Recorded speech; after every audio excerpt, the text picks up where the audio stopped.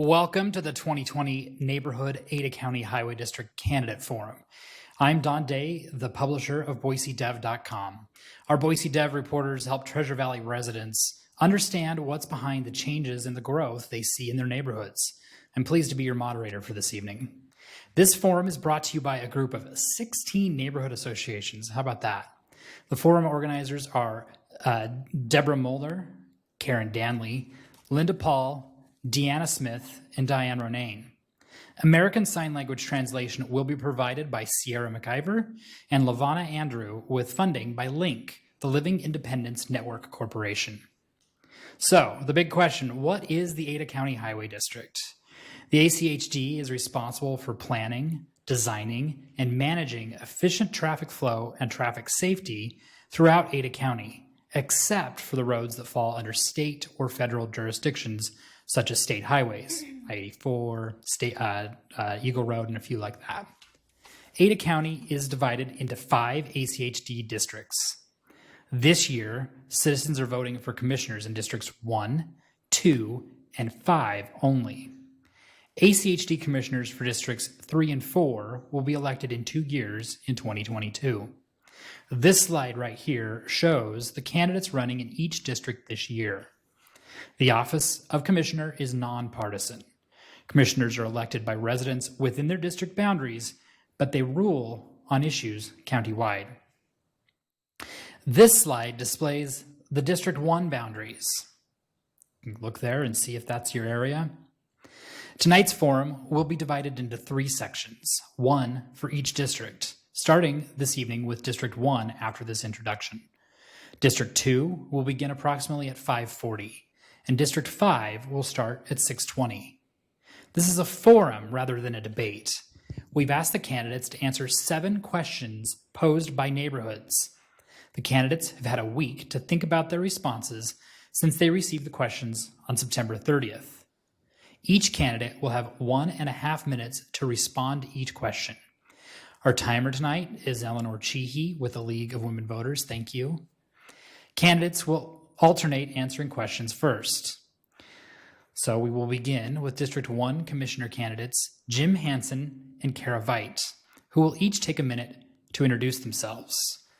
And Jim, I believe we're going to start with you. Great, thanks, Don. I appreciate the neighborhood associations very much for putting this forum together. I'm Jim Hansen, and I live in District 1, which is most of the bench, much of South Boise and the East End and Barber Valley. There are actually 13 neighborhood associations in that district. Of all the ACHD districts, this is the district that has it's completely covered by neighborhood associations. There's no parts of it that aren't covered by a neighborhood association. And a big, huge shout out tonight to neighborhood association leaders and presidents, because it is a completely thankless job. And I can attest that I rely on them tremendously for input on what it's like in their neighborhood. And they sort through so many issues at the forefront. And I've enjoyed working with them over the last approximately 8 years. I've served on the commission for 8 years. And this is an independent commission. So I see this not as a branch of ACHD represented to the neighborhoods, but as the neighborhoods represented to ACHD. Thank you. Jim, thank you. Kara, your 1 minute starts right now. My name's Kara Veit. I'm running for District 1, and I am a lifelong resident of Southeast Boise. I am running for this position because I have had 15 years of transportation experience. In the recent press articles, they've called me a political newcomer, but I'm not new to transportation. I've been in transportation for 15 years, organizing the public meetings, writing the postcards that you all get when there's construction, and also managing issues and conflicts when they appear. Those same characteristics carry over into being a commissioner. And so also, I lived in Washington, D.C., and I always knew I wanted to run for office. That I did an internship there during college. And I have a heart for public service. I know that I can do it. I want to serve you, and I want to make sure that I'm working for you, not the other way around, which It seems to be getting normal these days in politics. But people ask me why I wanted to do this. And I said, because if good people with good ideas who have the experience don't step up and do it, then it leaves a vacuum. Thank you very much. I'm very happy to be running. Kara, thank you. So let's get into the questions.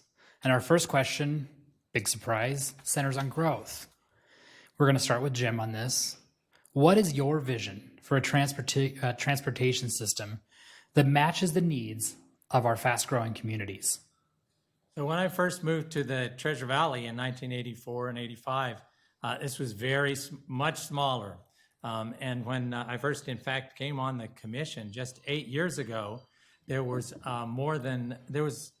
we've grown by more than 10% in terms of the number of roads. The key to growth is that there has to be a healthy transportation system for everybody. All modes of transportation must work. So it's a little like the right-of-way is the area through which lots of people can travel. And if we just rely on one form of transportation to the exclusion of others, it's not healthy and vibrant. In fact, when we look at the recession that we had about 12 years ago, those areas that serve the community well, walking, biking, driving, were more resilient. Those that were very heavily car dependent were those that suffered and struggled. And so I would suggest that much of what we have to do is evaluate how this system works for all modes, and not simply to basically socially engineer the system so people have no choices whatsoever, no freedom of choice. Jim, thanks. Kara, same question. We need to be proactive. For the past 10 plus years, as Jim Hansen has said, we've grown 10% and we have been reactive. An example of that is Eagle Road.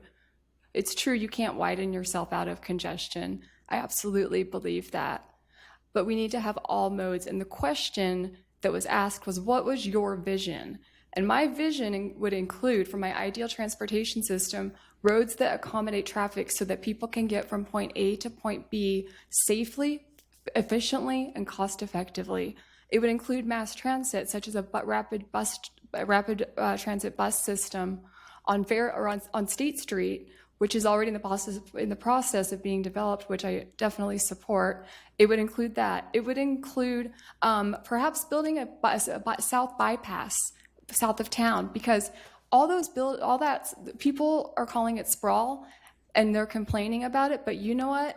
It's here, and we need to get ahead of it instead of complaining about it, and we need to come together to do that, because all those houses south of Boise, they've been designed, they've been permitted, they have been ready for construction, and now they are being constructed. And so we need to have a good infrastructure to get them into place, so that we can serve those new residents or those people that live in those new communities south of Boise, because it's going to grow just like Eagle Road. We need to get ahead of it and be proactive. Kara, thank you. So our next question, not surprising for a forum of neighborhood associations, asks about neighborhood associations. Boise's NAs receive many comments expressing residents' transportation frustrations. Do you consider citizen organizations such as neighborhood associations and homeowners associations as your partners? If so, how would you engage them? This time, we'll start with Kara Veit. Of course, neighborhood associations are the partners of ACHD. You all organized this tonight, and I thank you for doing so. I worked for ACHD as a community engagement manager, and I went out and I talked to the neighborhood associations probably several times a month, and I was part of the Vista Live committee, and I was engaged with those neighborhoods. And I left about a year ago. I was there for about a year. Now I work for Power Engineers. But I don't know if they're still doing that. I'd have to ask the neighborhoods. But I think that getting them involved, absolutely. And the way that we can do that, because the word is complaining, it shouldn't be complaining. It should be giving input. What we need to do is set up a neighborhood advisory committee that meets with ACHD leadership maybe once a quarter, or twice a week, something like that, or twice a year, sorry, and that they bring them their concerns, and also the director of planning would be in that, so that then the neighborhood associations are communicating what's happening, because they're the ones out on the ground. They're the ones out talking to folks, and they are the ones that are experiencing the sidewalk gaps. They know where everything is. They can tell us. And so let's meet with them and form an advisory committee and have them come tell us what needs to be done about maybe twice a week, and then actually take that, because the most important thing is that the neighborhood associations, their input needs to be meaningful. Kara, thank you. Jim, same question. Thanks, Don. Yeah, most of the projects, the neighborhood projects in the 5-year integrated work plan, and certainly in District 1, and that's the case, I'm sure, with other districts, came from the neighborhood associations. So ACHD worked with those neighborhoods to develop plans, neighborhood plans, and then came up with solutions. One great example, the Depot Bench will be getting a major project for traffic calming on Kootenai, and that grew out of the neighborhood. So I helped to just facilitate that, attended all the open houses and spoke to the neighbors. This was very important. Now working with the Vista Neighborhood Association, because they need some traffic calming on Kootenai, on Nez Perce and Owyhee, which serves the same sort of cut-through function on Overland. There's a great example of some neighbors in Southeast Boise where there's no crossing between Bound Crossing and much further down on Boise Avenue. And they organized, collect signatures, and got a crossing on East Burgesson and Boise Avenue. So that's the heart of it. You really have to work closely on an almost daily basis, answering calls and making sure that input comes through. It's the job of the commissioner to make sure all that input comes through. What I love about the neighborhood associations, of course, is that you often hash through differences before it reaches a point where it enters into a plan or it comes before a public hearing. You know who the outliers are, and oftentimes can sort through the differences so that really it comes down to facilitating the consensus that has already been reached in the neighborhood. Thanks, Don. Yeah, so let's talk now about allocation of funds, and I believe we have a graphic that we'll show here. ACHD funding primarily comes from 4 sources. They are property taxes, fuel taxes, development impact fees, and Ada County's vehicle registration fees. And you can see that all up there. There's some other things that fill in, but those are the 4 big ones. How would you prioritize ACHD's limited funds to address all of Ada County's transportation issues? And this time we'll start with Jim Hansen. Yeah, that's very important. One thing I've observed over the last few years is there's a tendency to say, well, this project's not eligible under this funding stream, and this project or this thing has to be spent. We have to spend this money because we're collecting this money, and we can only spend it on these things. We need to take a holistic approach, and the key is use measurements. Measure all aspects of level of service. The system we have now requires us to measure level of service for cars at the peak hour, but we don't necessarily measure the return on investment for the local businesses if we expand this road. We don't measure currently a level of service, which is a very different creature, on people who are walking, biking, people with disabilities. So integrating those helps us to prioritize and not get stuck on where those funding sources come from. And I think that's the key, because we're not elected to spend the money. We're elected to invest the money the people have entrusted to us to create public assets. And these assets, we owe it to the people that those assets return value on that investment. And the only way you can do to tell the taxpayers this has value is to be able to say, and this is how much value that is. So we have to have those tools and not get caught up on these different funding streams. If there's weaknesses in one funding stream as to opposed to another funding stream, often we can counterbalance the two. And ultimately, like with the impact fees, if it's too narrow, we go in as a united county and say, give us the flexibility under this statute to allow us more flexibility in applying these funds. So Kara, over to you. We're talking about funding allocations and how you work with those limited ACHD funds Right. to address transportation issues. First, I think the concept of value needs to be more defined, because what's valuable to one person is not valuable to another person. We need to work with what we have. Right now, we have roads. The Ada County Highway District manages roads. 5,177 miles of roads. And we have 95% of people take jobs. But that doesn't mean that we can't have wonderful bicycle lanes. And we have great support for the rapid bus project that's out in VRT, but that's VRT's responsibility to make that. And I'll support them, but they need to take the lead on that. We take the lead on the roads, and I think that we need to look at making certain streets designated bicycle streets, so that they are byways, east, west, north, south. So to get separate low-stress bike connectivity is very important to me, because that is also part of the roads. Bicycles are part of the roads. So that needs to be number one. So capital improvements, and then I think also maintenance. Maintenance is actually the number one thing that needs to be maintenance number one, and then capital improvements below that, because our pavement is our most important asset that we have. ACHD has the best pavement in the country. We should all feel blessed to have the kinds of roads that we do right now, and I want to keep it that way. I don't want to siphon off money to projects that are not valuable. So I want to keep our roads and our pavement in great condition. Kara, thank you. Our next section talks about people with disabilities. It's been stated, serve ages 8 to 80 and everyone is better served. How could ACHD improve roads, paths, sidewalks, and crossings for use by people of all ages and diverse abilities, from parents with strollers to folks using a cane or wheelchair? This time, we'll start with Kara Veit.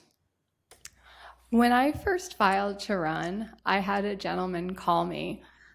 His name was Mark. I won't give his last name. And so his wife was she had lost a leg and had a prosthetic.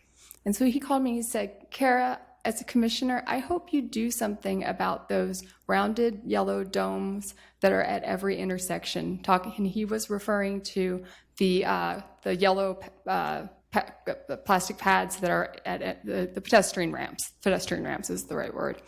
And so the level of bumps that are on there, how high they are, it's really hard for people to get across them. And so if they haven't, the ADA excluded those kinds of pedestrian ramps in 2011. And so I don't know why we're still using the same ones that are not accessible for people that have disabilities. I think disabilities need to be designed by the people who have the disability. There was a wonderful 60 Minutes last night on, and you should all watch it, look it up.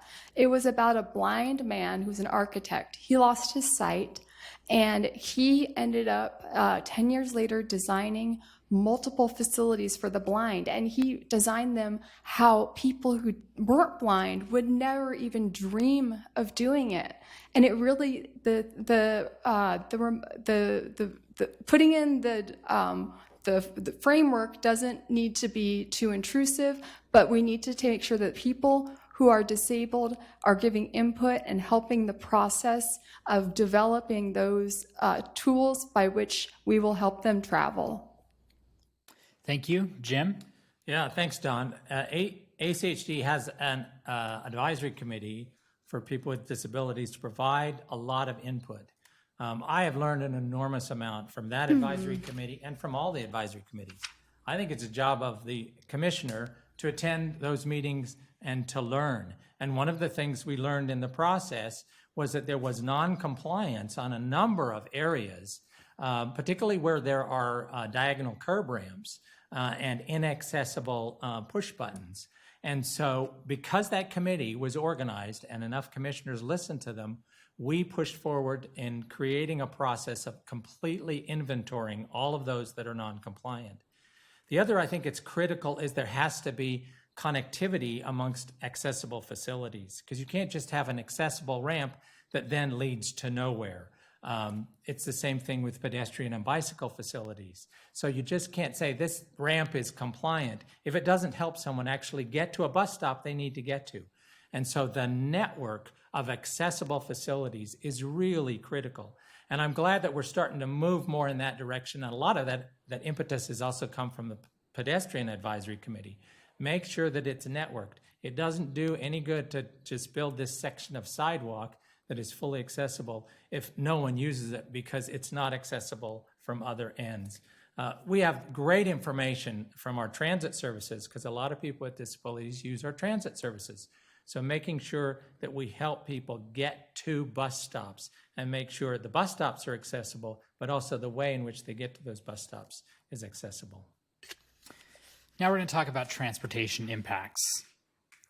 Should ACHD take into consideration the impact of each project on the surrounding neighborhood's quality of life, including downstream traffic, safety, connectivity, air and noise pollution? Examples include approving foothills development, which often adds traffic to older residential neighborhood streets, and approving suburbs on peripheral farmland, which increases single occupancy vehicle commuter traffic and puts pressure on ACHD for expensive road widening. How could ACHD better address such impacts? This time we'll start with Jim Hansen. Thanks, Don. If you want to know what an agency values, look at what it measures. If it doesn't measure it, it doesn't value it. I understand that ACHD was a special purpose district and that it has only so much jurisdiction over certain things. But that doesn't mean it can't measure all those things that you described so that it can be part of the process. In fact, it should measure it in partnership with the land use agency, with the city or the county that is also reviewing it, so that it can be integrated into a decision-making process that then says, this is good for this community, or these are the usually it's not 100% good or 100% bad. Usually there's pros and cons, and we need to be able to weigh those things off against each other. The impact fee statute is a really good example, and the way in which the ordinance, which has been implemented at ACHD, is even narrower, is a great example because the direct impacts of many new developments in areas that aren't slated to have roads expanded under the impact fee, under what's called the capital improvements plan. Those impact fees go to pay for something far away from that neighborhood when they could be used, ought to be used, to pay for the impacts much closer, much more directly impacted. And so that's one of the key tools I think we have to change, we have to advocate for, but we can't do it if we don't have the basic data to be able to say, and this is how we're going to improve this. Yeah, we might shave off a second or two for the commuter in a car at the peak hour, but what is the cost to people who are walking or biking to school, or what does it cost to those businesses that need to access those neighborhoods? Thanks. Kara? The answer to this is ACHD is not a land use planning agency. Nearly everything that Commissioner Hansen just described when evaluating subdivisions, that's not ACHD's purview. It's roads, going back to what I said before. So ACHD make sure that the developers follow the policies and they approve the roads, because that's what they're sworn to office to do. They're sworn to uphold the office that they will take care of Ada County's roads and pavement. And so as when it says, how could ACHD better address the impacts, that's not ACHD's role to address the impacts. As long as there's adequate access in, and there's emergency access and fire trucks can get in, and it is easy to get in and out of, and it meets all the codes and all the policies of ACHD, then ACHD shouldn't be denying subdivisions based on personal agendas or their personal political philosophies and denying those agencies. So once again, ACHD is not a land use planning agency, and I think we are growing, and we need to keep that in mind.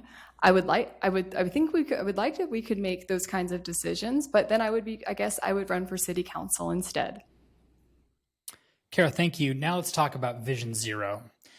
Traffic calming is a top priority for neighborhoods. Vision Zero is a strategy to eliminate all traffic fatalities and severe injuries while increasing safe, healthy, and equitable mobility for all. Vision Zero acknowledges that many factors contribute to safe mobility, including roadway design, speed, human behavior, technology, and government policies, and sets clear goals that will achieve the vision of zero fatalities and severe injuries. Do you think ACHD should use Vision Zero in its policies to address traffic calming? And we'll start this time with Kara.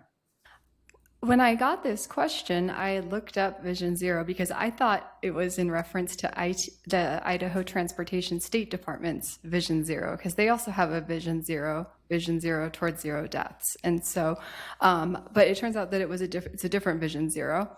And so I researched it, and I think that it would warrant a community involvement process before ACHD adds any policies into it. You know, it says it's based on multidisciplinary leadership, collaboration, systems approach, data-driven. But it seems that it's based on people make mistakes. And the road system and related policies should be designed to ensure those inevitable mistakes do not result in severe injuries and fatalities. Well, my question is, I'm pretty sure, I think our road engineers do their best every day to try to do that. And I'm not saying that our road designs are perfect. We're improving them every day, and there's things we can do to calm traffic, like bulb outs, and we can calm traffic and do road diets in neighborhood areas. Those are the perfect ways to do it in local streets. But it also says Vision Zero brings together stakeholders, and it acknowledges many factors to contribute to safe mobility. So it looks like it's a road planning agency. I'm not sure that's much different than Compass. So I think if we were to, we would just need to evaluate it. Okay, thank you, Jim. Thanks, Don. Yeah, several years ago, one of our local consultants brought in a Vision Zero training program.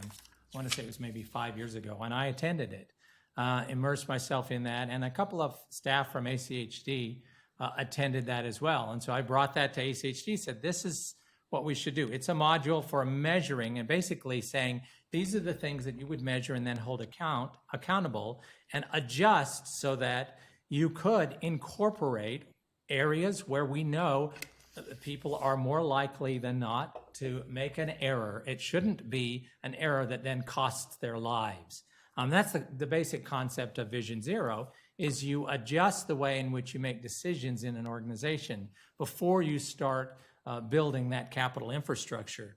I was in the minority. I'm hopeful that we can continue to talk about this.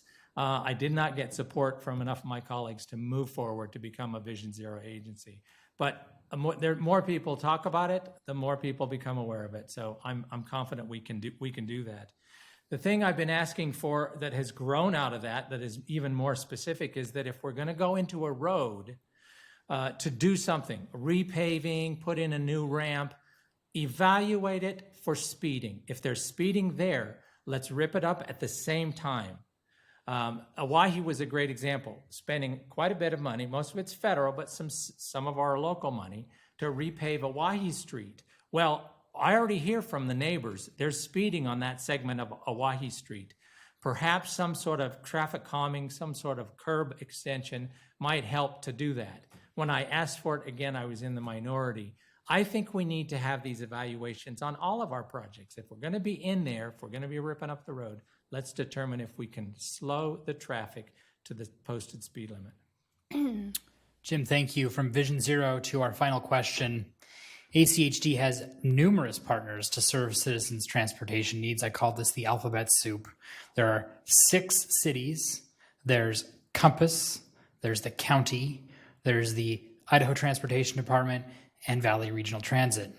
How do you hope to work with these partners to advance the Ada County Long Range Transportation Plan, known as Communities in Motion?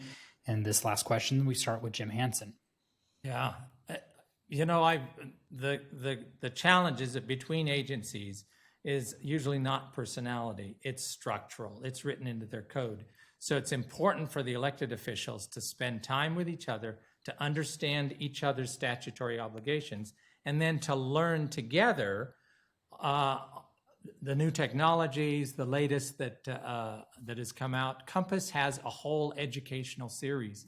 And I've attended many of those with other local government officials. And that's really good because you then have those same conversations with other local government officials around policies and around implementation of policies that you wouldn't necessarily have just at a board meeting.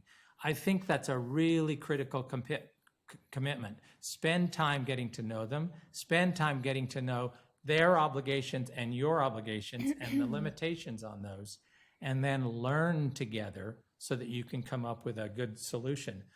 Just as we did like at the Vision Zero training program, there were people from quite a number of other local government agencies who were learning about this at the same time I was.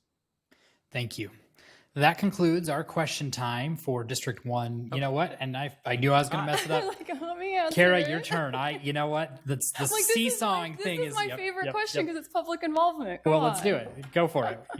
So I think that ACHD is so perfectly positioned to be the facilitator and the leader of these agencies rather than the divider or I don't like the word enemy, but there's been friction, let's just say that. And so I really think that ACHD, Ada County, and BRT should hold a joint session, and they should talk how they want to build out the Treasure Valley. They should invite the public. Compass could apply, but going into Communities in Motion was adopted in 2014.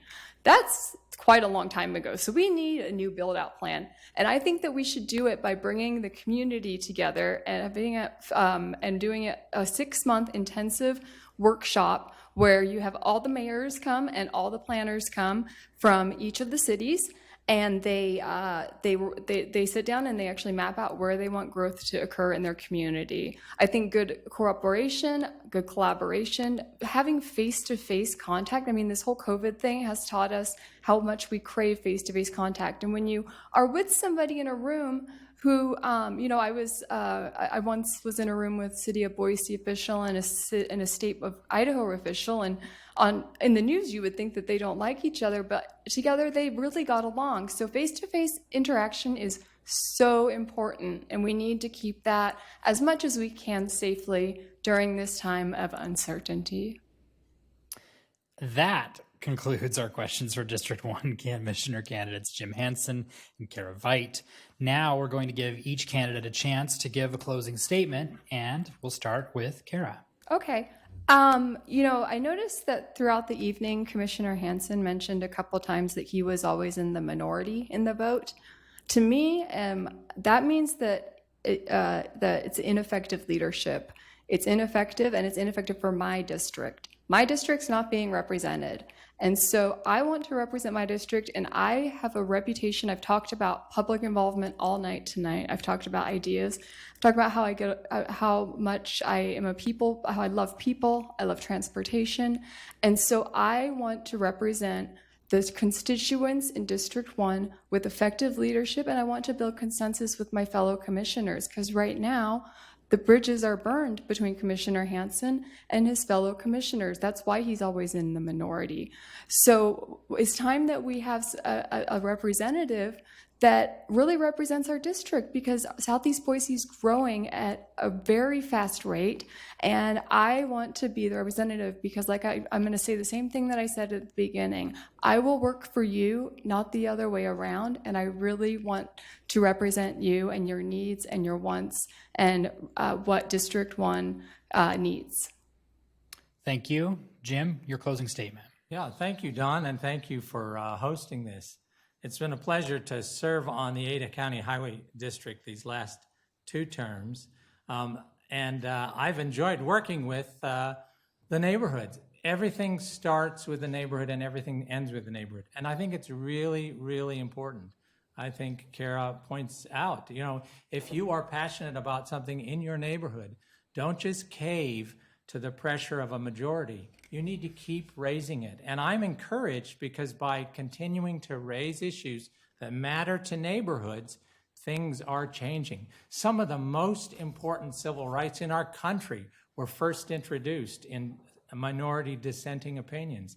And I think the transformation that we may see in this community, particularly things like Vision Zero, integrating a much more holistic view for impact fees and growth, is because those issues were raised and have percolated through the Ada County Highway District and in community organizations that we work with.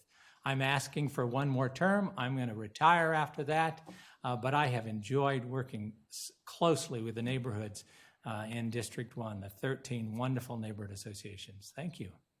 Isn't local municipal democracy fun? Thank you, Kara and Jim, for participating Dawn. in tonight's Neighborhood Ada County Highway District Candidate Forum. Links to this forum will be posted along with the other two tonight by the sponsoring neighborhood associations on Facebook at Neighborhood ACHD Candidate Forum and at IdahoPTV.org. We'll also put them up at BoiseDev.com. I'd like to remind our viewers to please vote on or before Tuesday, November 3rd. If you live in a district that is electing an ACHD commissioner this year, you will find this race toward the end of your ballot. Our District 2 candidate forum will begin in a few minutes.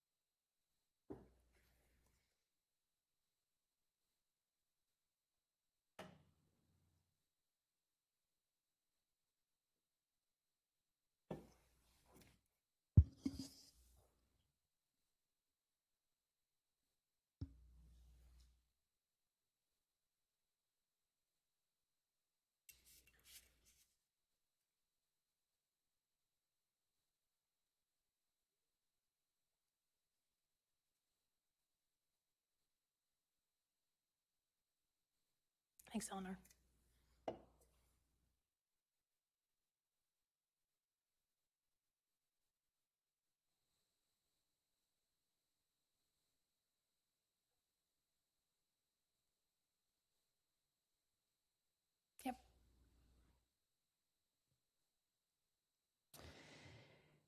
Welcome to the 2020 Neighborhood Ada County Highway District Candidate Forum. I am Don Day, the publisher of BoiseDev.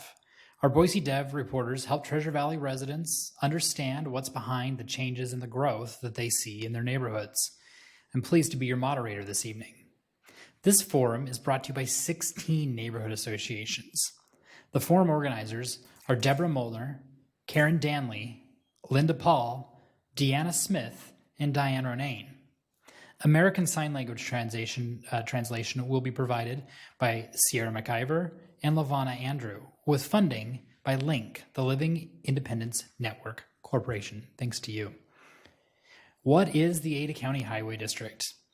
ACHD is responsible for planning, designing, and managing efficient traffic flow and traffic safety throughout Ada County, except for the roads that fall under state or federal jurisdictions, such as state highways. Ada County is divided into 5 districts, which you can see on your screen. This year, citizens are voting for commissioners in Districts 1, 2, and 5 only. ACHD commissioners for Districts 3 and 4 will be elected in 2022, and you can see them on the map here. This slide shows the candidates running in each district. The office of commissioner is nonpartisan. Commissioners are elected by residents within their district boundaries, but they rule on issues countywide. This slide displays only the District 2 boundaries. Tonight's forum is divided into 3 sections, 1 for each district. We just completed District 1. District 2 will begin, well, it's underway at 5:40, and District 5 will start at about 6:20. This is a forum rather than a debate. We've asked the candidates to answer 7 questions posed by the neighborhoods. The candidates have had a week to think about their responses since they received the questions on September 30th. Each candidate will have 1.5 minutes to respond to each question. Our timer tonight is Eleanor Cheehee with the League of Women Voters. And candidates will alternate answering questions first. We will now hear from District 2 Commissioner candidate Rebecca Arnold and Alexis Pickering, who will each take about a minute to introduce themselves, and we will start with Rebecca. Thank you, Don, for moderating this, and thank you to the neighborhood associations for having us. For a complete look at my background, I would encourage you to visit my website at www.arnoldforachd.com. As an attorney and former CPA, I have more than 3 decades of experience in business and budgeting and legal matters, construction, strategic planning. That has enabled me to work closely with other elected officials in the Valley on collaborative planning and cooperation. It's been an honor to serve as an ACHD commissioner for 16 years. ACHD is a very different agency now than it was when I started. In 2005, when I was sworn in, there was no Safe Routes to School program, for example. Community programs was kind of an afterthought, and not much was spent on that. We now have a very robust Safe Routes to School program, and over the years we have increased our spending for community programs. We are set to spend about $10 million in the next year on those programs. A lot of the planning efforts and public involvement didn't exist in 2005 either. Thank you. Rebecca, thank you. Alexis Pickering, your opening statement. Well, hello, everyone. Thank you so much to the neighborhood associations, and Don, thank you so much for having us. It is truly an honor to be here with all of you and provide a little bit more insight as to why I'm running in this very important race.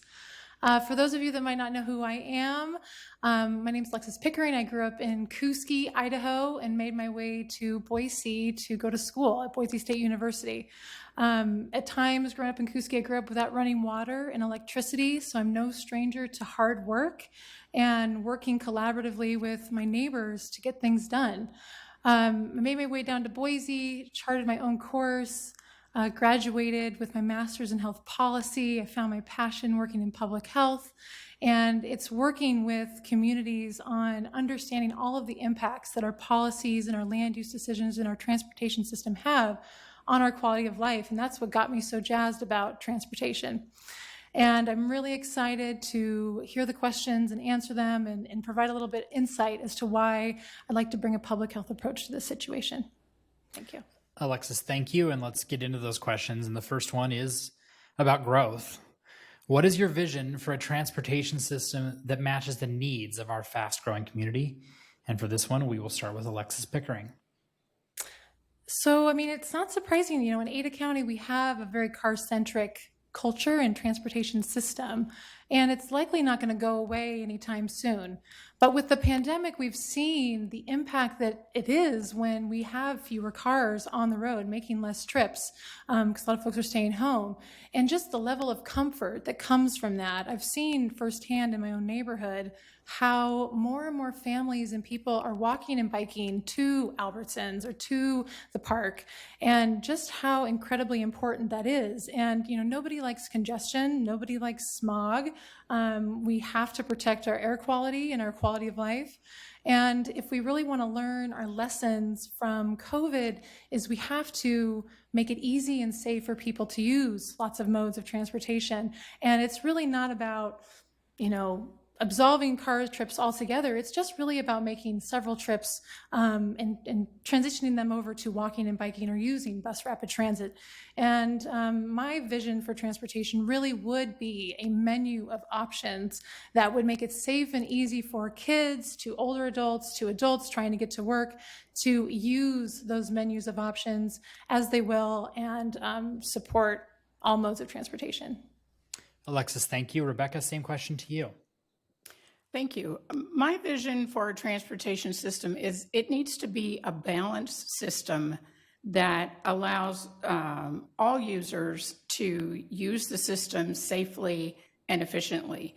And we look at that in every project we plan. We look at all users. We look at what the needs of pedestrians are. We look at bicycle needs. We look at cars, of course, because that's how most people do move around the valley, and that's how all freight is moved around the valley. But we do look at and plan for all users and take their safety into consideration.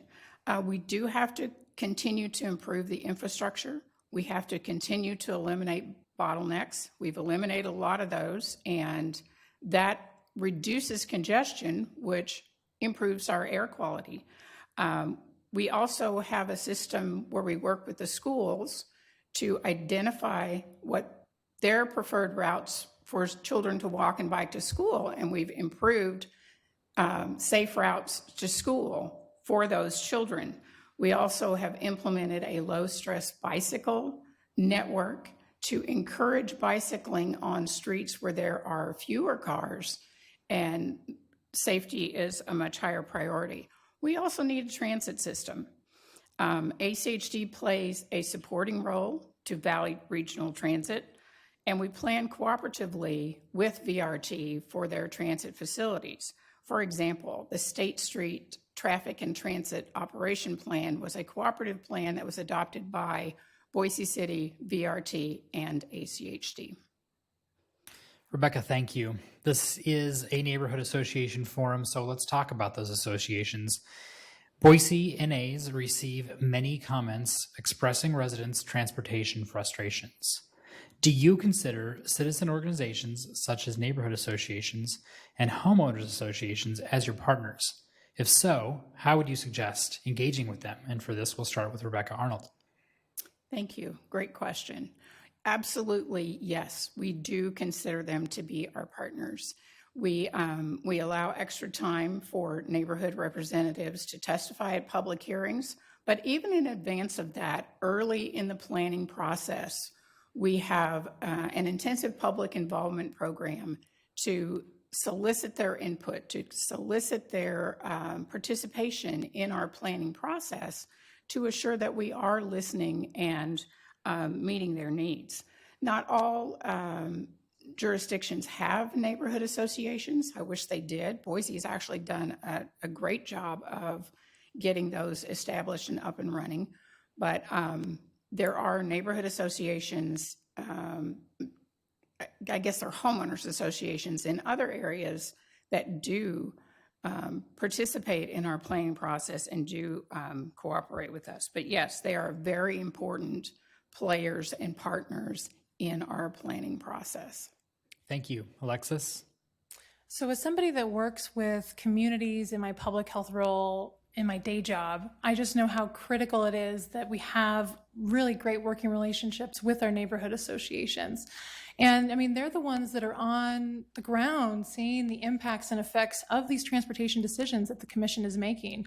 So it's critical that not only are we, holding open forums, but we seek them out and show up to those association meetings and be an active partner in that relationship. And as somebody that works with communities on, increasing the widths of sidewalks and communities like Mountain Home and adding playgrounds, it's critical that, we have commissioners that walk and see that neighborhood firsthand. And that's something that I would be dedicated to do and really involve their opinions and their mindsets into seeing how they would like to shape their neighborhoods. Thank you.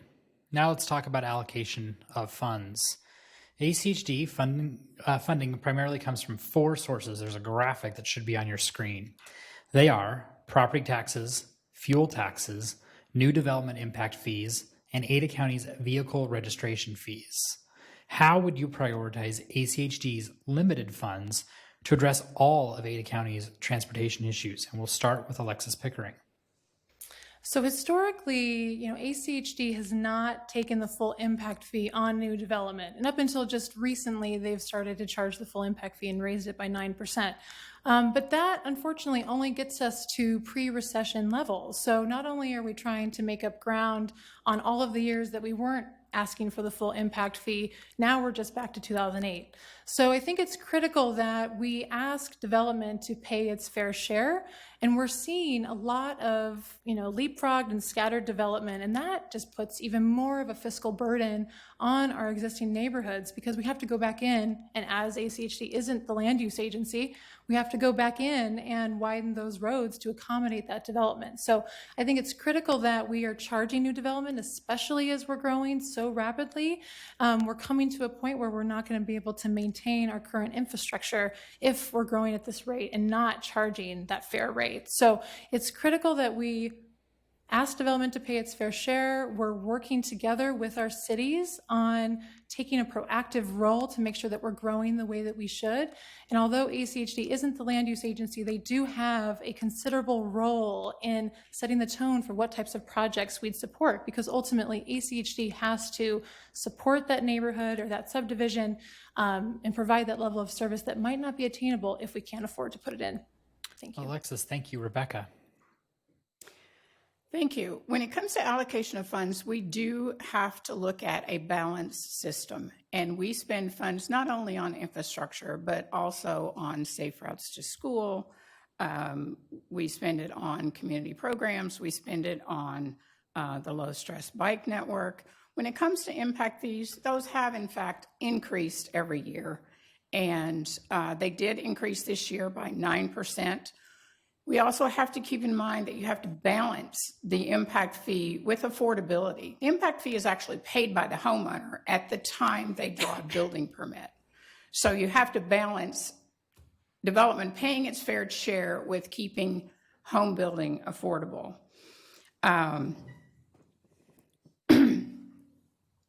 We also have to be mindful of the legal restrictions on how ACHD spends its funds. Some of our funds can only be used for maintenance by state law. Some of our funds have a little more flexibility, but many do not. Impact fees can only be used on arterial roadways to improve the roadways to accommodate the impacts of development. We can't fund transit, but we can be a partner with transit, and we do that. We work with VRT to accommodate their needs. We also have worked with them to try to increase their funding and find a permanent funding source for them. Thank you. Let's talk a little bit about people with disabilities. It's been stated serve ages 8 through 80 and everyone is better served. How could ACHD improve roads, paths, sidewalks, and crossings for use by people of all ages and diverse abilities, from parents with strollers to folks using a cane or wheelchair. And this one starts with Rebecca Arnold. Thank you. Complying with the Americans with Disabilities Act is not only a desirable goal, it's also the law. And we take that into consideration in every project that we design. We also design our streets to accommodate all users. One of the things that's been implemented in the last few years is we have a Americans with Disabilities Act advisory group. It's a citizens group to give us input on road design and evaluate what we're doing in addition to the ADA. We also, ACHD in about 2006, went through and looked at the system that we inherited from the cities when ACHD was created and put together an ADA transition plan and identified deficiencies in the system that we inherited. And we have been working towards fixing those in order to improve the accessibility for people of all abilities. Thank you, Alexis. So I love this question. As somebody that works in public health, I'm constantly thinking about how our built environment and our health system and our schools and all the things that impact health, how are they serving even the most vulnerable up until, folks that might not have a disability? And so it's critical that we design our infrastructure to support our most vulnerable and all users, really, because we all benefit from that. And too often when I've worked with folks in STAR or CUNA on, walkability workshops, we'll see a intersection and a ramp that was recently put in, but it wasn't at the ADA requirements and adhering to that law. And so too often they kind of, just because it's not on the forefront of contractors and sometimes the commission, those folks get left out in the dark. And so it's really critical that, as a commissioner, that I seek out the ADA advisory committee that ACHD does have and really learn and grow from them and see from their perspective what are the disparities and the gaps within the system for ACHD. And I work really, really hard to make sure that those contractors and all of those pieces are reinforced. And we can't continue to have development and new projects being built that don't adhere to that ADA compliance. Thank you. Let's talk about transportation impacts. Should ACHD take into consideration the impact of each project on the surrounding neighborhood's quality of life, including downstream traffic, safety, connectivity, air, and noise pollution?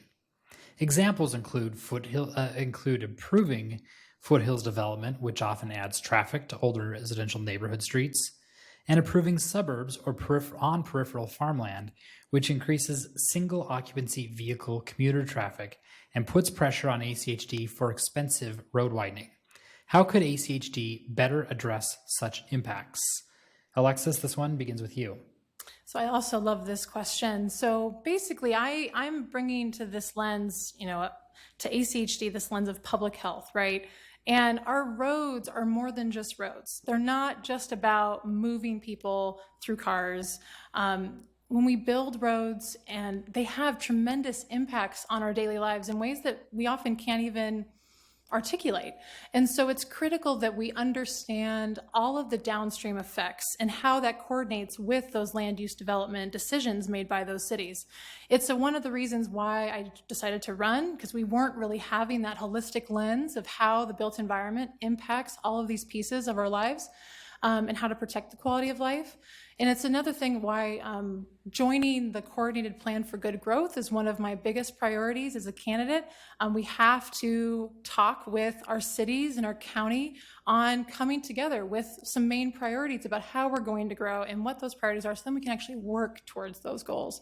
Right now, there really isn't a lot of that in motion, and yet we're facing unprecedented growth. So we're bound to make some poor decisions because we're not thinking collaboratively, we're not actually thinking holistically about transportation, and that's something that I bring to the commission. Alexis, thank you. We're talking about transportation impacts. Rebecca? Thank you. Great question. We do consider all of those factors in our decision-making process. And as commissioners, we impose conditions on plats to the extent that we can legally do so. When you talk about approving foothills development and suburbs on farmland, those are actually land use decisions, and ACHD has no authority to approve or disapprove of density, zoning changes, or land use changes. We do provide input to the land use agencies so that they understand the impacts on the transportation system if the land use agencies choose to approve those changes. But we at ACHD have no authority to dictate density or zoning changes or land use. ACHD has signing authority over plats, but that's limited to roadway design, and there are only certain improvements that ACHD can exact from developers in connection with those plats. The land use agencies have much broader authority, and we do advise them on what they can do. We do have coordinated planning. ACHD actually started the process of the Blueprint for Good Growth back in 2004.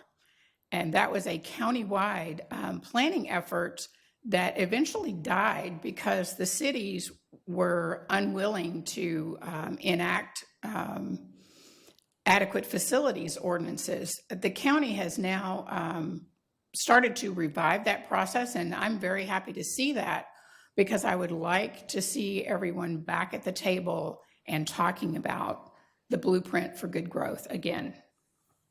Thank you. Traffic calming is a top priority for neighborhoods. Vision Zero is a strategy to eliminate all traffic fatalities and severe injuries while increasing safe, healthy, and equitable mobility for all. Vision Zero acknowledges that many factors contribute to safe mobility, including roadway design, speed, human behavior, technology, and of course, government policy, and sets clear goals that will achieve the vision of zero fatalities and severe injuries. Do you think ACHD should use Vision Zero in its policies to address traffic calming? And we'll start this time with Rebecca Arnold. Yes, I think Vision Zero is a great goal to try to achieve. ACHD does look at those factors when we design our roadway projects. We also coordinate with the cities on setting speed limits and law enforcement.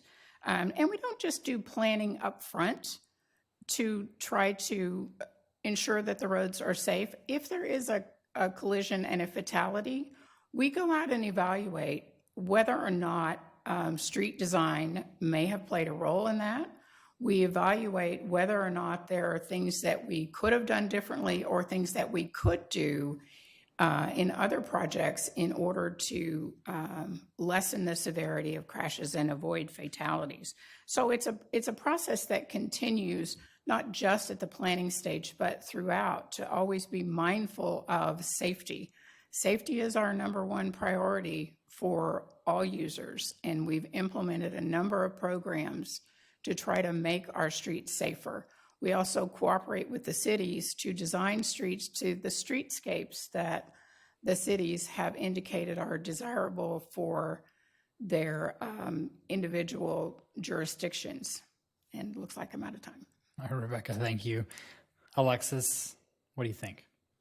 So I would say that our roads and streets are designed for speed. They're not designed for safety. And, you know, I've walked in my own neighborhood. As a candidate, I've been a guest at several neighborhood association meetings. And while I've been there, we had a guest, a police officer that was there, and he counted that 9 different people had ran through the stop sign. Meanwhile, folks were saying, we need traffic calming. It's safe for my kids to play. We have no place to go. And this is an older neighborhood in Boise. And so the reality is, you know, our roads are not built for safety. There's a ton of hazards out there, and I think Vision Zero is a fabulous goal, and is something that we seriously need to consider, because we should be designing for the big picture. We should be reaching for the stars and how we're trying to serve everybody. Safety should be our number one priority, and I can't think of a better policy that would be putting that first and having that be a guide for how we view projects and policies and moving forward and collaborating with especially our neighborhood associations and realizing those projects. Thank you. Collaboration between ACHD and other agencies is something we've written a few stories at BoiseDev on, and the Highway District has numerous partners to serve citizens' transportation needs, including 6 cities, Compass, Ada County, the Idaho Transportation Department, and Valley Regional Transit. How do you hope to work with these partners to advance the Ada County Long-Range Transportation Plan, known as Communities in Motion? We begin this last question with Alexis Pickering. So I've been very lucky to be able to work with all of those partners through, representing public health on, intersections with ITD. I've sat on 2 Compass work groups, specifically the Rail and Trail and the Active Transportation work groups. I've been a member of the ACHD Pedestrian Advisory Group. And in my day job, I'm constantly working with folks of various government affiliations, backgrounds, and experiences. And it's only through that collaboration are we going to be able to dig in deep, get our hands dirty, and solve these complex issues that is our transportation system.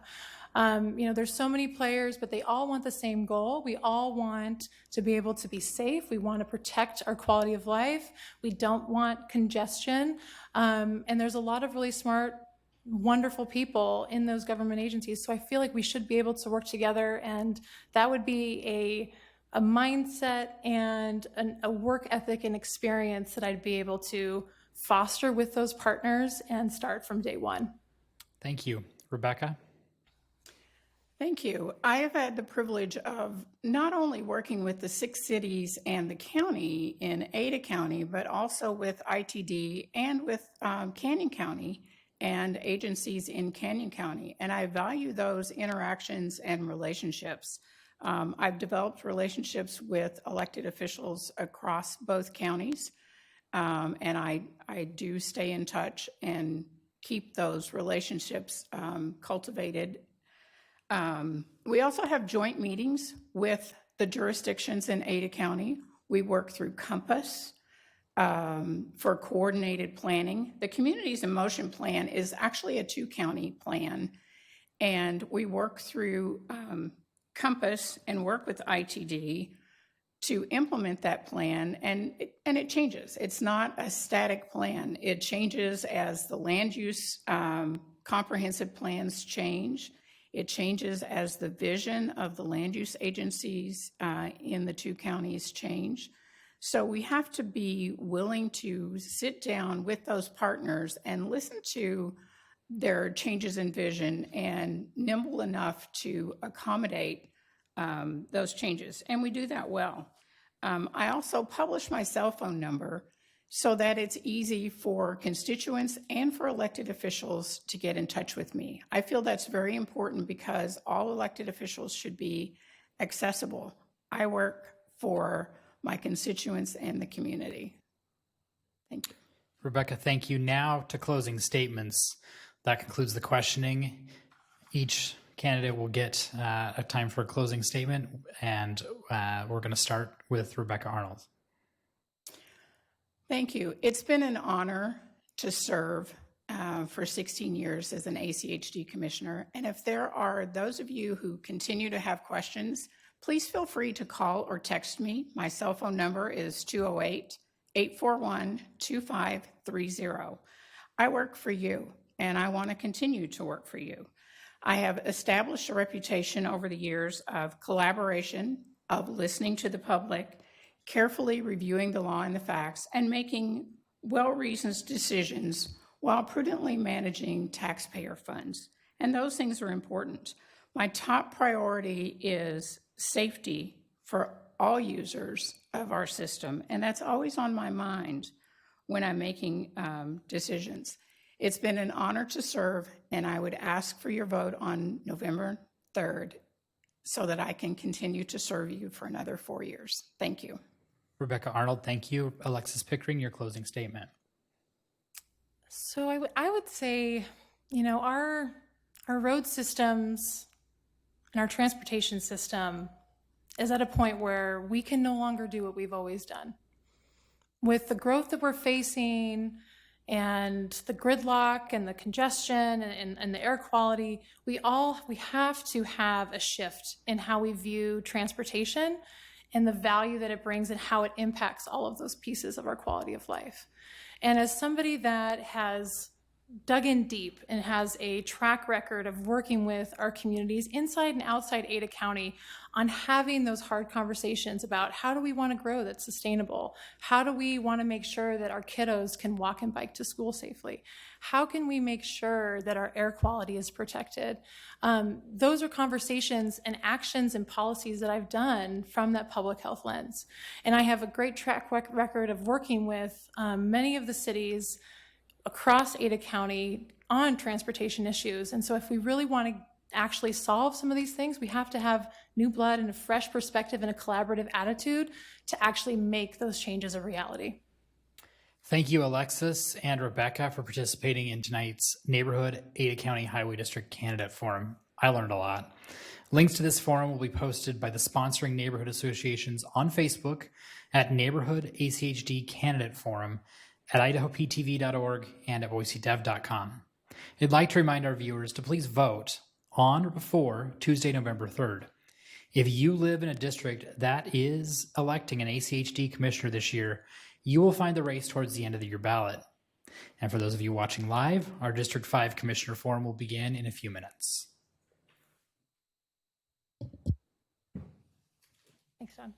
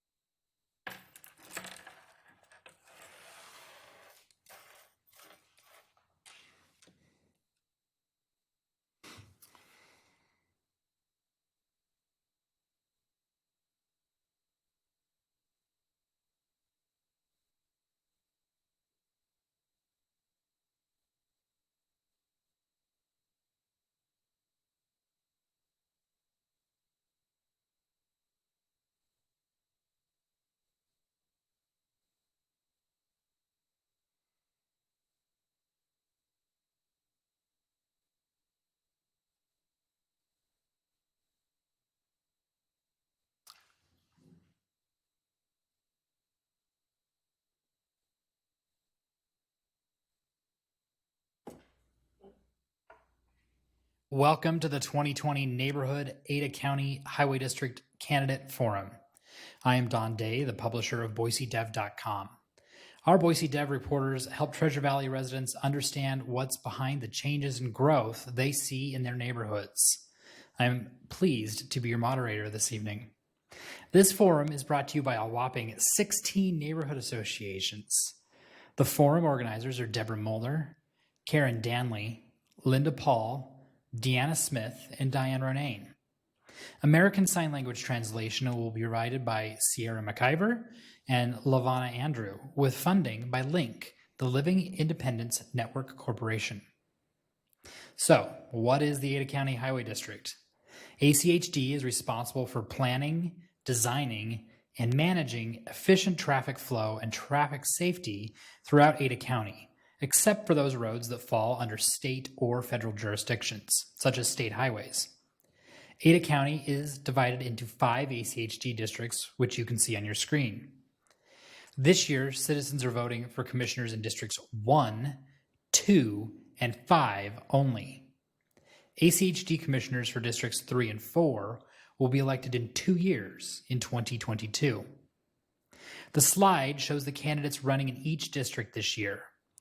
The office of commissioner is nonpartisan, and commissioners are elected by residents within their district boundaries, but they rule on issues countywide.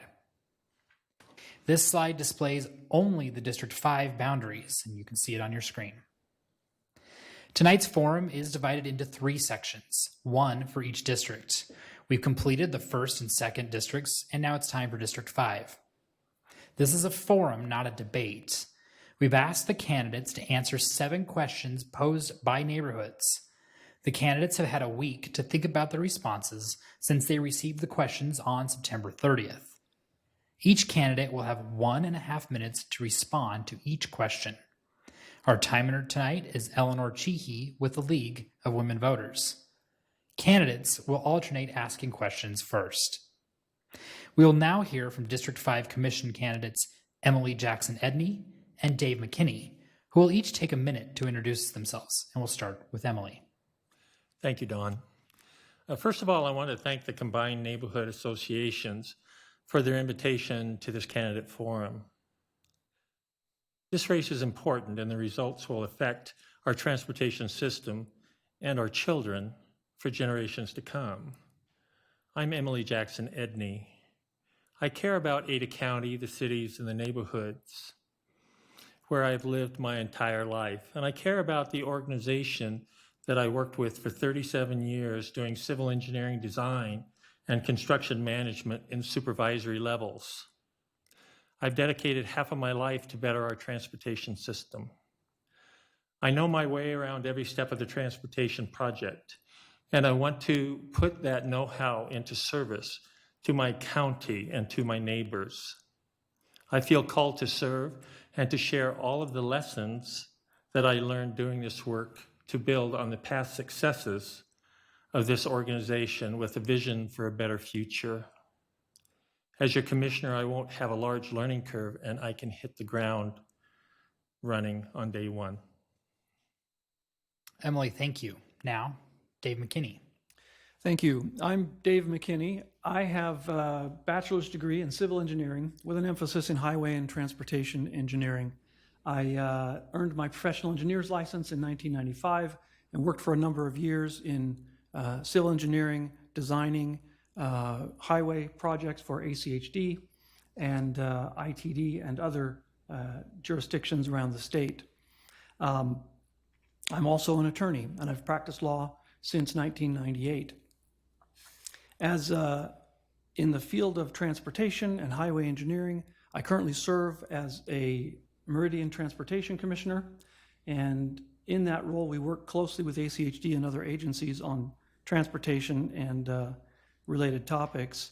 I also served for about 6 years as a Planning and Zoning Commissioner in another city, and come at this position with a broad range of understanding, both of the technicalities of highway and transportation planning and construction, as well as an understanding of state and local government law, how these jurisdictions work together, and how they can be made to work more effectively, And I propose to bring that strength and that knowledge to this position on the Ada County Highway District. So we'll start by talking about the hot topic of late, growth. What is your vision for a transportation system that matches the needs of our fast-growing community? This first question, we start with Dave McKinney. Growth is the single biggest issue that ACHD faces. Ada County currently has around 500,000 residents, which is about triple what it was in 1980. But the sad reality is that ACHD has not been able to keep up with that pace of growth. And so what they need is, number one, more funding to be able to do what they're required to do, which is build a roadway system that serves all the residents. We also have to recognize that expanding and developing and improving this roadway system is and will continue to be our first priority, and that will be my first priority as ACHD Commissioner. We've got hundreds and hundreds of miles of two-lane farm-to-market roads that have no more capacity today than what they had 100 years ago. That needs to be improved because the people need to get where they need to go. That's the primary objective, the primary responsibility of ACHD, is to help the people get where they need to go. For example, arterial highways are called arterials because, like the arteries in your body, they carry the lifeblood of the community, which is the people. We've got to keep these arteries running smoothly, and the better we do at that, the more prosperous and safe our community will be. Dave, thank you. Emilie, same question. Thank you, Don. Ada County and its cities are facing pressures of growth. That's undeniable. Our land use development patterns and our transportation issues related to our quality of life, mobility, connectivity, congestion, filling the gaps, safety in our environment are all connected in ways that it's impossible to disentangle or separate them. So my life has been dedicated to our transportation needs and our desires, not only as a resident of Ada County for my entire life, where I commute and recreate on our roadways, but as a transportation professional to better our infrastructure towards safety, quality, and accessibility for all modes of travel. And I'll repeat that, all modes of travel. My vision is not singular, and it covers numerous items. And you can go to my website and you can see what my platform is in more detail. And one is that we continue to engage and work with all of our partners and our stakeholders, neighborhoods and others to explore transportation solutions to our growth issues.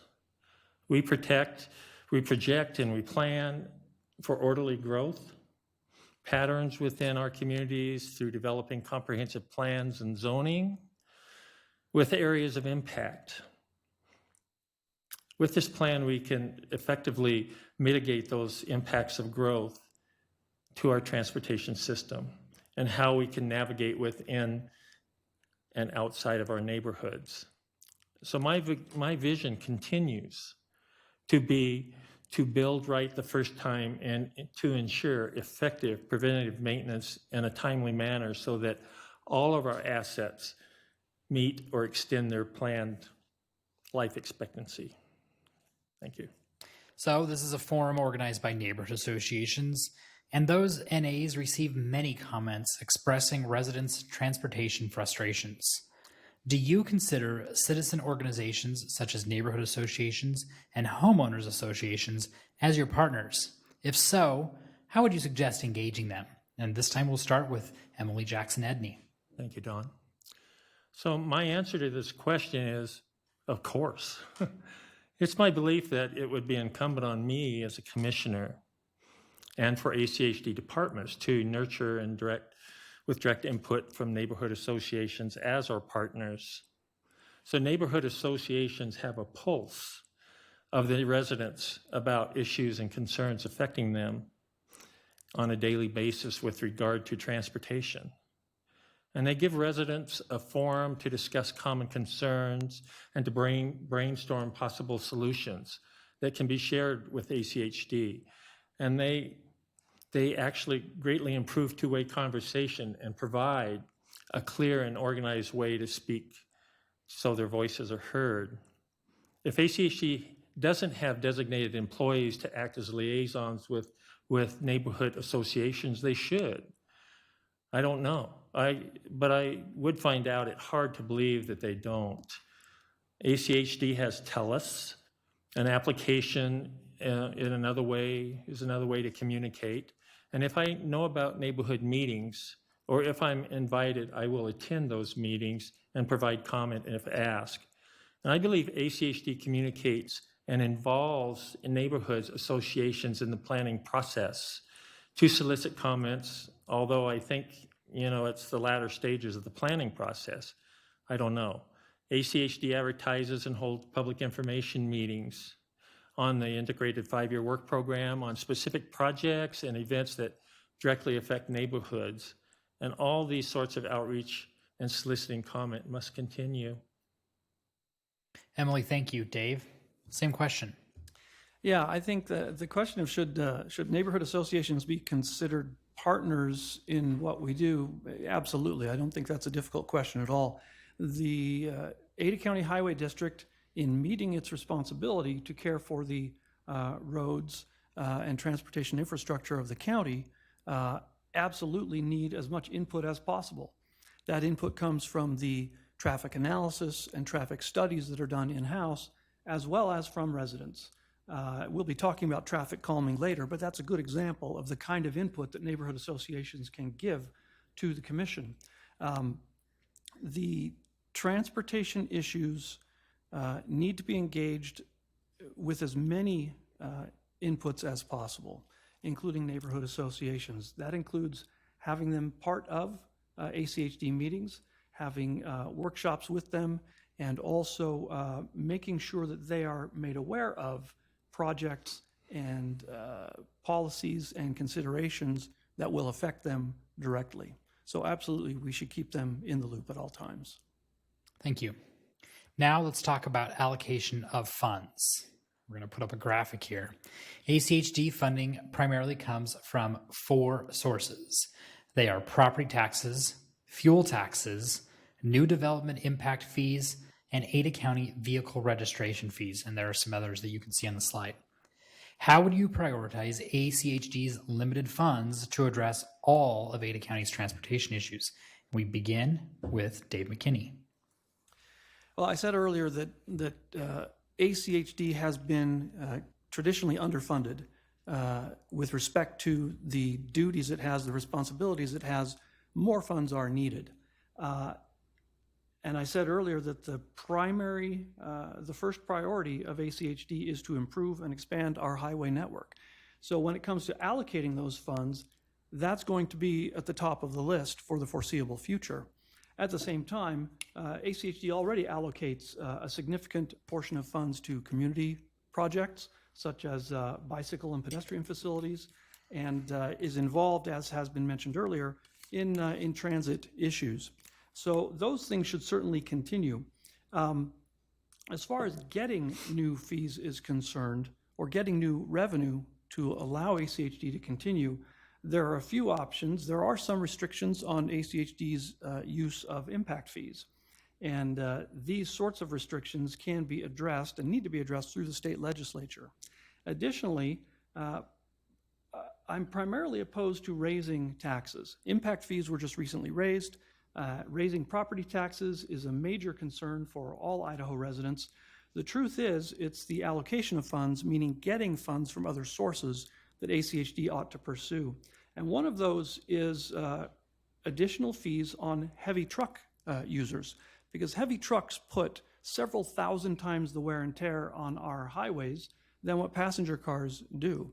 And so that's one area in which fees could reasonably and rationally be increased without directly impacting the residents of the county.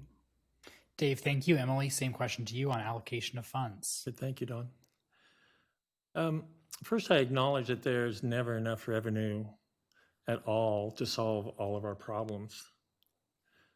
So how do we prioritize limited funds to address our transportation issues?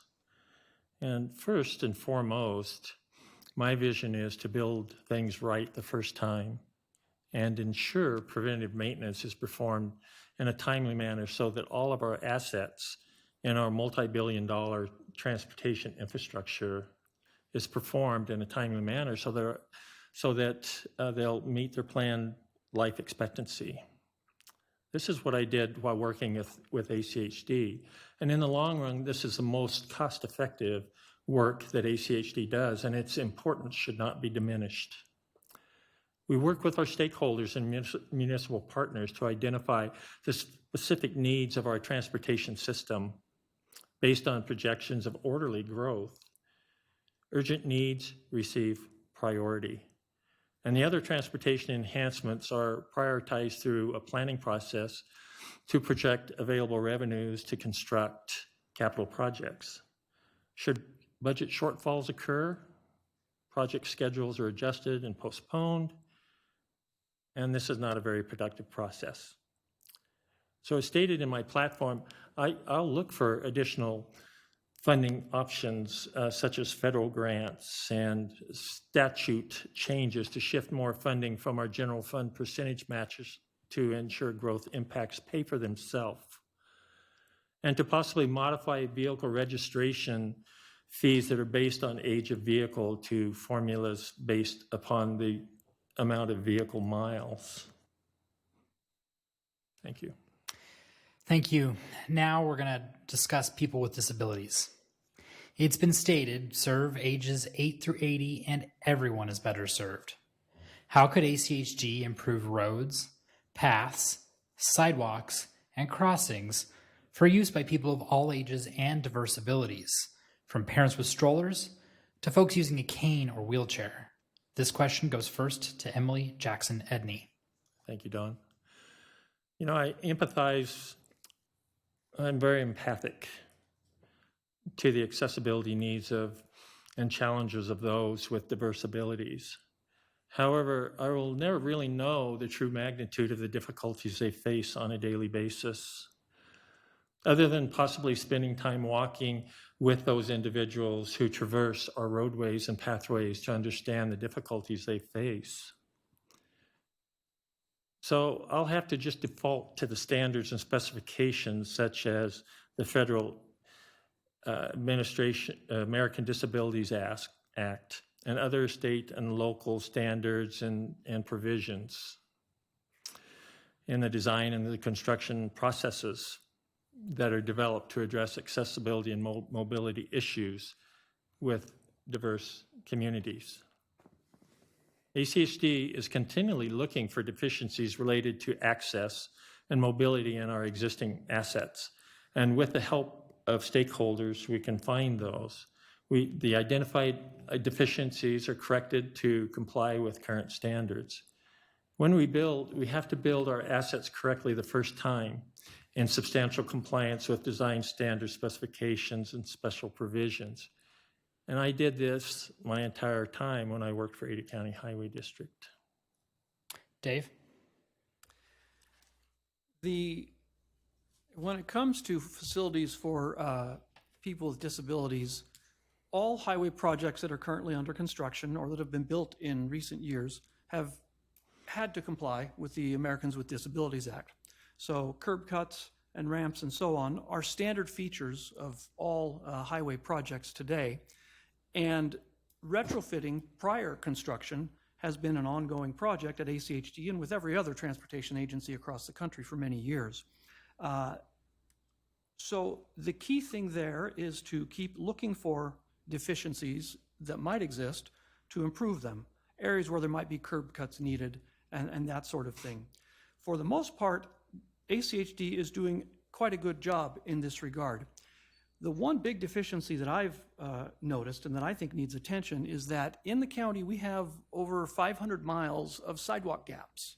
These are places where a sidewalk comes along for a certain distance, and then there's a gap along the roadside with no sidewalk, just a shoulder perhaps for people to walk on, and then the sidewalk starts up again later on. Fixing these sidewalk gaps is probably the most important thing that we can do in the county to help provide for people with disabilities and to make sure that they have access and mobility throughout the county. Thank you. Let's discuss transportation impacts. Should ACHD take into consideration the impact of each project on the surrounding neighborhood's quality of life, including downstream traffic,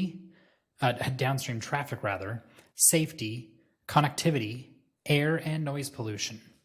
Examples include improving foothills development, which often adds traffic to older residential neighborhood streets, and improving suburbs on peripheral farmland, which increases single occupancy vehicle commuter traffic and puts pressure on ACHD for expensive road widening. How could ACHD better address such impacts? Dave McKinney, we'll start with you. The most important thing to consider in this respect is that most of these quality of life impacts that have been mentioned are the types of things that are considered by planning and zoning commissions. These are agencies that have authority over land use planning decisions, and ACHD does not have any land use planning authority. So for the most part, those issues are considered elsewhere, not by ACHD. The traffic issues and traffic planning issues are, however, we've got to keep in mind, I'm very much in favor of property owners and their rights. If I have a piece of property or a development and it was built under certain standards, and now someone else comes along and wants to build a development later on, and new standards get imposed upon them, that is a fundamental unfairness of application of laws to different property owners. Every property owner should have the same ability to develop that others have had. Changing the rules in the middle of the game, that's the type of thing we call arbitrary and capricious application of the law. We've got to recognize that ACHD's purview is the roads, the planning, and that planning needs to allow for everyone. In other words, they're not just doing it for some developments, but for everyone.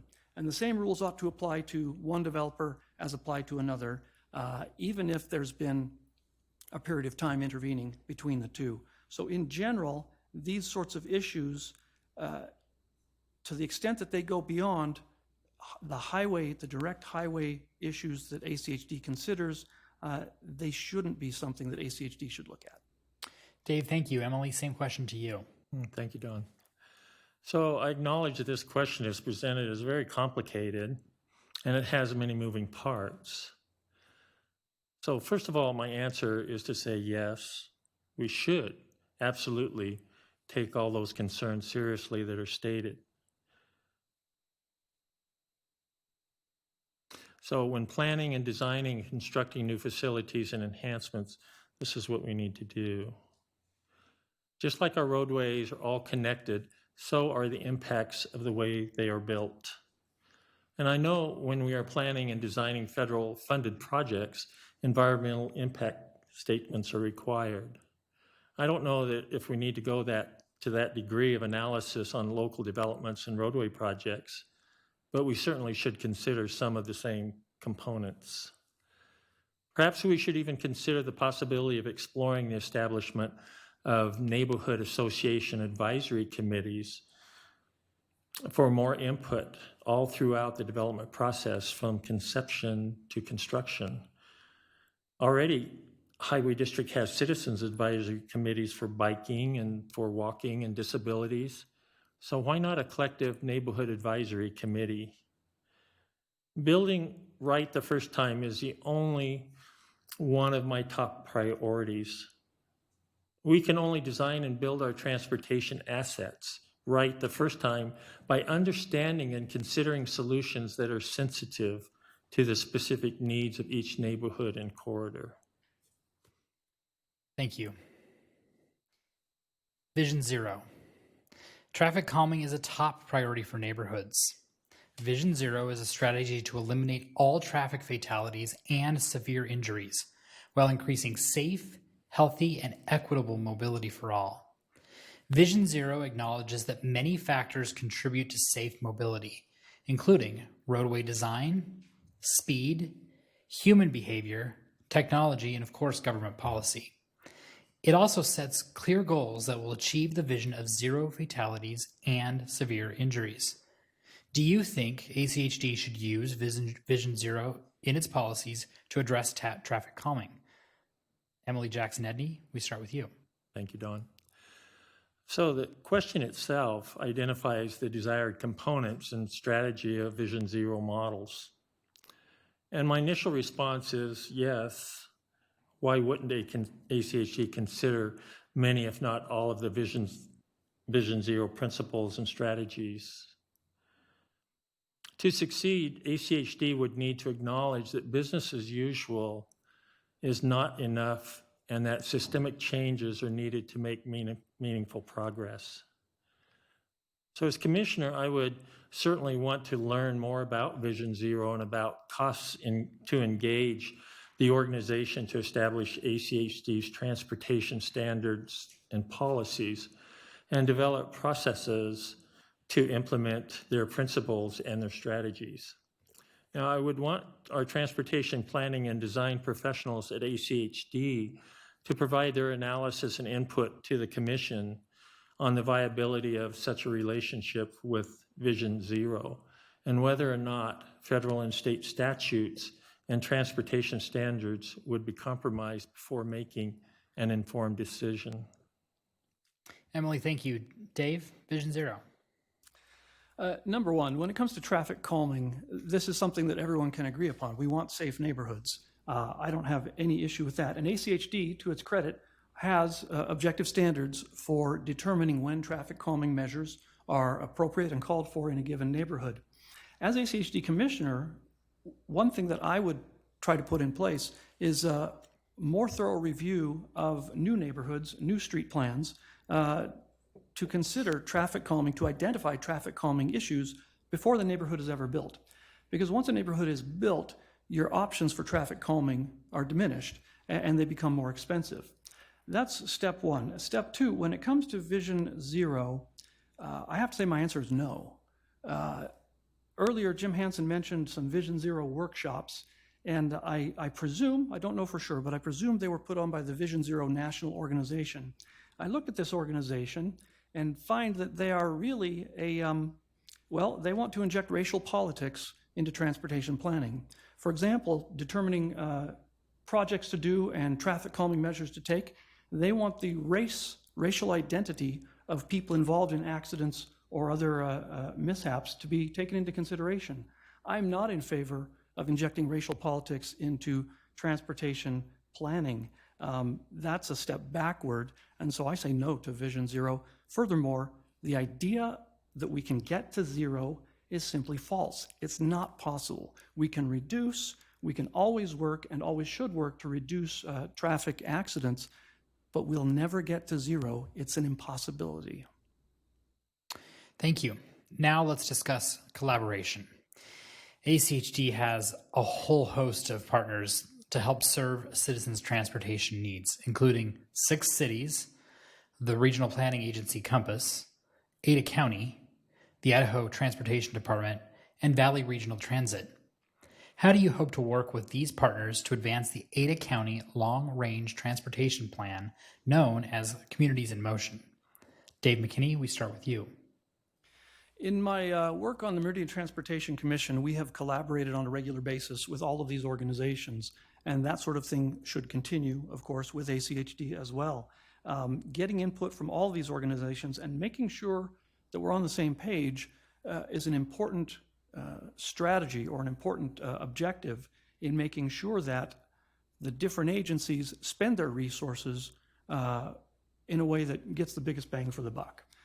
If we're working at cross purposes, that of course has a negative effect on the whole valley, on everyone involved. So absolutely, we should have regular meetings, regular collaboration with all of these agencies to make sure that that we're on the same page, that we've got the same vision, and make sure that we get input to show which directions we ought to adjust, which solutions are better, which road improvement solutions, which transit solutions, which improvements in bicycle and pedestrian facilities. All of these aspects have a part in the overall system, and constant or frequent meeting between these organizations will help ensure that we can get all of these things put together in a way that they work together for the benefit of the whole county.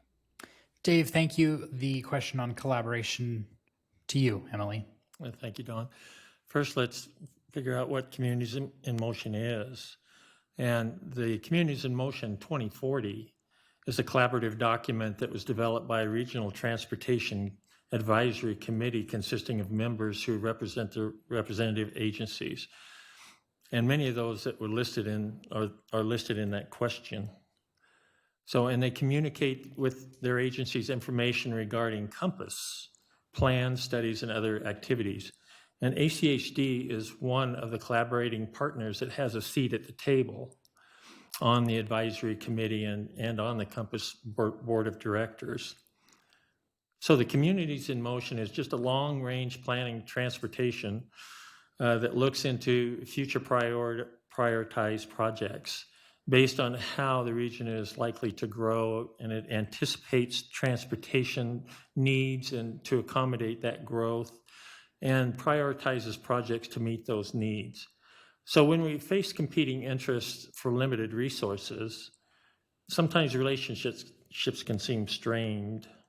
And as commissioner, I want to sit on that advisory committee and possibly on the COMPASS board and represent ACHD's interests, and in collaboration with the other agency representatives. As stated in my previous comments, I want to help build our quality of life by making the decisions with clear and direct input from our regional partners and our other stakeholders to explore transportation solutions that address planned growth patterns that are sensitive to the unique needs of each city, corridor, and neighborhood. That wraps up our questions. Now we're going to do closing statements, and they begin with Dave McKinney. Dave? Thank you. I believe that I have the broad vision and experience and understanding of transportation planning and construction and design and all the aspects of what ACHD does to move the agency forward. Likewise, I'm determined to find additional resources that the agency can use to construct the facilities that we need, and to find ways perhaps to change our design approach to be able to perhaps meet those needs in many cases at a lower cost. For example, there's a lot of interest in bicycle and pedestrian facilities. Well, in many cases, we are building our roadways with bike lanes adjacent to the travel lanes and sidewalks separated by curb and gutter. In many cases, we might be better off and get more use from these facilities and perhaps be able to build them for less if we do multi-use pathways separated from the roadway itself, so that pedestrians and bicycles use a common pathway that perhaps is larger and wider than a typical sidewalk. And that way, the bike lanes will be used more and may cost less to build in the first place and be safer at the same time. These are the kinds of innovative solutions that I would like to bring to the table for ACHD. And with cooperation between ACHD, its stakeholders, and working with the state legislature, we can make these things become a reality. And that's what I'm determined to do as ACHD Commissioner. Dave, thank you. Now, Emilie Jackson-Edney with her closing statement. Thank you, Don. As I've demonstrated, I'm exceptionally qualified because of my knowledge and my extensive experience. I'm committed to community, and I'm fiscally responsible. I choose to serve because I care about our transportation system and about our quality of life in Ada County. I'm not doing this for any financial gain or to satisfy any party affiliation. I want to build on our past successes with a plan for a better future for our children and our future generations. I want to take the culture of excellence within ACHD to a new level because my teams always did their best work when their strong networks of trust were established at every level. So once again, I'm Emilie Jackson-Edney, and I hope to have won your vote. Thank you, Emilie and Dave, and all the candidates for participating in tonight's Neighborhood Ada County Highway District Candidate Forum. Links to this forum will be posted by the sponsoring neighborhood associations on Facebook at Neighborhood ACHD Candidate Forum, as well as IdahoPTV.org and BoiseDev.com. I'd like to remind our viewers to please vote on or before Tuesday, November 3rd. If you live in a district that is electing an ACHD commissioner this year, you will find that race at the end of your ballot. Thanks for watching.